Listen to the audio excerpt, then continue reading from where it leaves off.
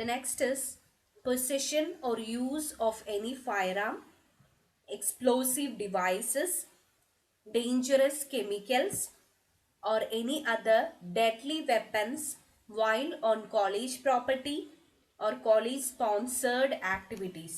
So കോളേജിൻ്റെ ക്യാമ്പസിനുള്ളിലോ അല്ലെങ്കിൽ college sponsor ചെയ്യുന്ന ഏതെങ്കിലും ആക്ടിവിറ്റിയുടെ ഇടയിലോ ഇതുപോലത്തെ ഹാംഫുൾ ആയിട്ടുള്ള കാര്യങ്ങൾ ഉപയോഗിച്ചിട്ടുണ്ടെങ്കിൽ again the person is can be face for a disciplinary action.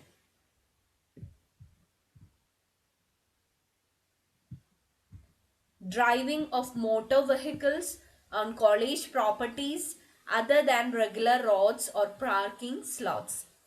So ഇത് പല സിനിമകളിലും കണ്ടിട്ടുണ്ടാവും. നമ്മളുടെ ക്യാമ്പസിൻ്റെ അല്ലെങ്കിൽ കോളേജിൻ്റെ വരാന്തയിൽ കൂടെയൊക്കെ ബൈക്ക് ഓടിച്ചിട്ട് പോകുന്ന ഹീറോസിനെ അല്ലേ.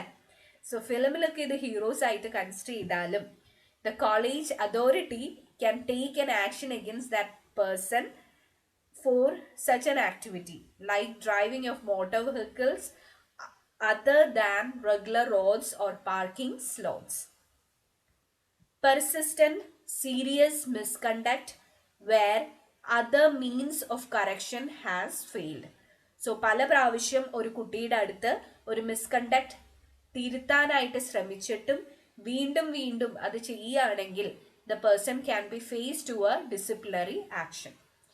Obstruction of pedestrian or vehicular traffic while on college property or college sponsored activities. So പലപ്പോഴും നമ്മളുടെ കേരളത്തിലെ ഒരു കാഴ്ചയാണ് വഴിയിലൊക്കെ ഇരുന്നിട്ട് സമരം ചെയ്യുന്നത് അല്ലേ. സോ അങ്ങനത്തെ ആക്ടിവിറ്റീസ് എന്തെങ്കിലും കോളേജിലോ അല്ലെങ്കിൽ കോളേജ് സ്പോൺസേഡ് ആക്ടിവിറ്റീസിലോ ചെയ്യുകയാണ് നമ്മൾ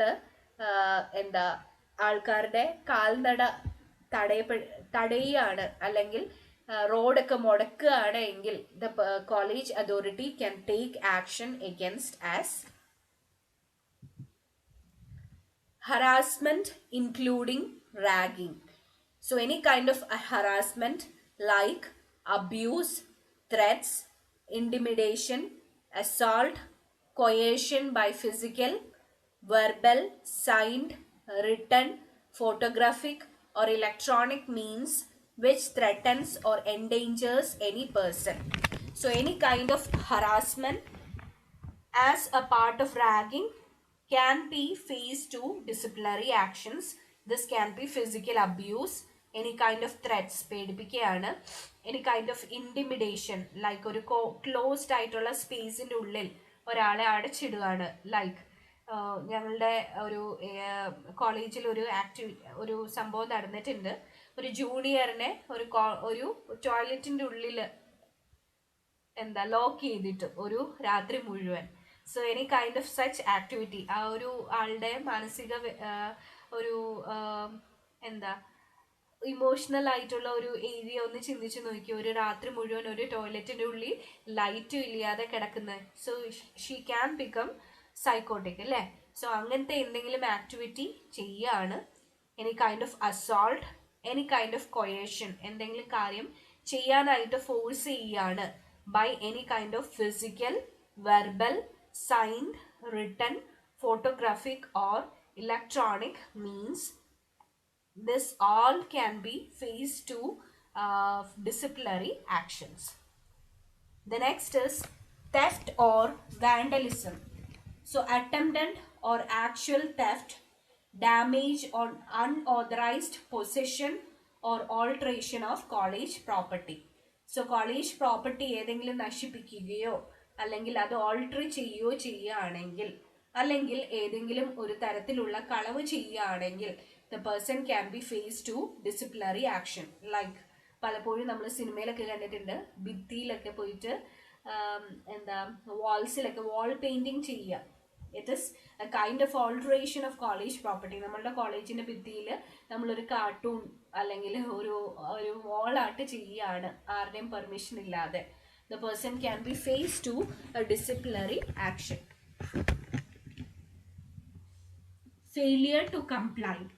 So failure to comply with directions of college officials and failure to identify oneself to this persons when asked to do so. So എന്തെങ്കിലും ഒരു സ്പെസിഫിക് ആയിട്ടുള്ള ഒരു കാര്യം ചെയ്യാൻ പറഞ്ഞിട്ട് അത് ചെയ്യാതിരിക്കുകയാണെങ്കിൽ the person can be faced to disciplinary action. Disorderly conduct which is disruptive or indecent and breaches to the peace of the community regardless of the intent. So എന്തെങ്കിലും ഒരു കാര്യത്തിൽ ചേരാത്ത രീതിയിൽ ഒരു ബിഹേവിയർ ഒരു കുട്ടി കാഴ്ച വെക്കുകയാണ് എങ്കിൽ the person can be faced to disciplinary action. Like നമ്മളിപ്പോൾ കോളേജിലൊക്കെ ഹോസ്റ്റലിലായിരിക്കുന്ന സമയത്ത് എന്തെങ്കിലും ഒരു കാര്യത്തിന് രാത്രിയിൽ കിടന്ന് ഒച്ച വെക്കുകയാണ് ഭയങ്കരമായിട്ട് അല്ലേ, നമ്മൾ ഒരു സിനിമ കണ്ടിട്ട് അത് ഇഷ്ടപ്പെട്ടിട്ട് ചിലപ്പോൾ ഒന്ന് കൂവുന്നതാവാം, അല്ലെങ്കിൽ ഒന്ന് സന്തോഷം പ്രകടിപ്പിക്കുന്നതാവാം. പക്ഷെ ചുറ്റുമുള്ള കമ്മ്യൂണിറ്റിയുടെ പീസിനെ അത് അഫക്റ്റ് ചെയ്തു എന്ന് തോന്നുകയാണെങ്കിൽ the college can take an action against you.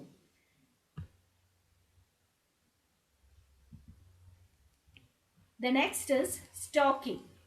So stalking occurs when a person engages in a course of conduct directed at a specific individual that is likely to cause a reasonable fear of harm to his or her physical or emotional health, safety or property.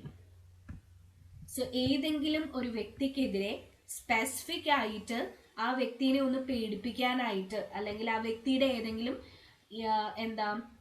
Property നശിപ്പിക്കാനായിട്ട്, ആ വ്യക്തിയുടെ സുരക്ഷിതത്വത്തിനെ challenge ചെയ്യാനായിട്ട്, അല്ലെങ്കിൽ ആ വ്യക്തിയുടെ ഫിസിക്കലോ emotional ഹെൽത്തിനെയോ ബാധിക്കുന്ന രീതിയിൽ repeated ആയിട്ട് ഒരു കാര്യം ചെയ്യുകയാണെങ്കിൽ that is considered as stalking. For example, repeatedly engaging in unwanted contact or communication. So ഒരു വ്യക്തിനെ വീണ്ടും വീണ്ടും വിളിച്ച് ഫോണിൽ ഭീഷണിപ്പെടുത്തിക്കൊണ്ടിരിക്കുകയാണ്, that is a kind of stalking. അല്ലെങ്കിൽ ഒരു വ്യക്തിനെ അൺവാണ്ടഡ് ആയിട്ട് നമ്മൾ മീൻസ് ലൈക്ക് ഇപ്പോൾ ഒരു സീനിയർ ആണെങ്കിൽ ഇടയ്ക്കിടയ്ക്ക് വിളിപ്പിച്ചിട്ട് പേടിപ്പിക്കുകയാണ്. So that is a kind of stalking.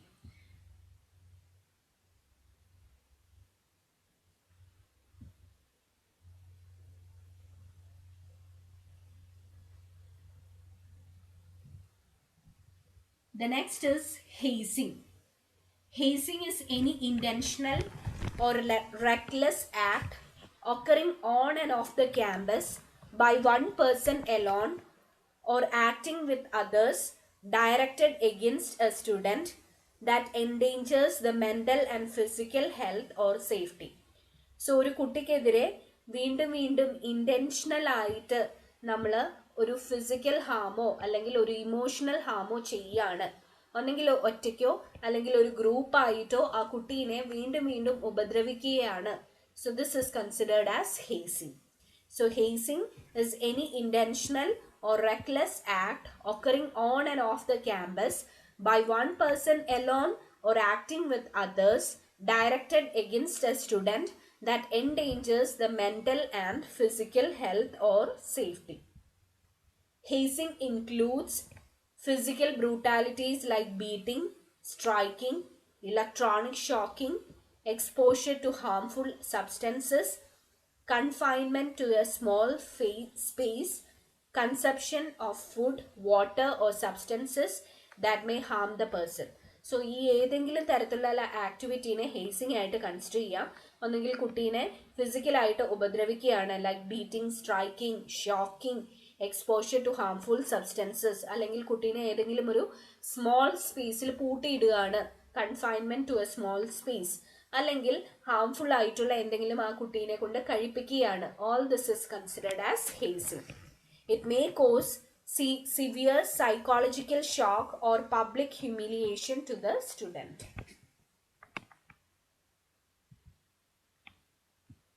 The next is cheating. Cheating is any act of pretending to have mastered the course material through misinterpretation. Like ഇതിൻ്റെ ക്ലാസിക് എക്സാമ്പിൾ ആണ്, നിങ്ങളെല്ലാവരും കണ്ടിട്ടുള്ള ഒരു സിനിമയാവും മുന്ന ഭായ് MBBS അല്ലേ.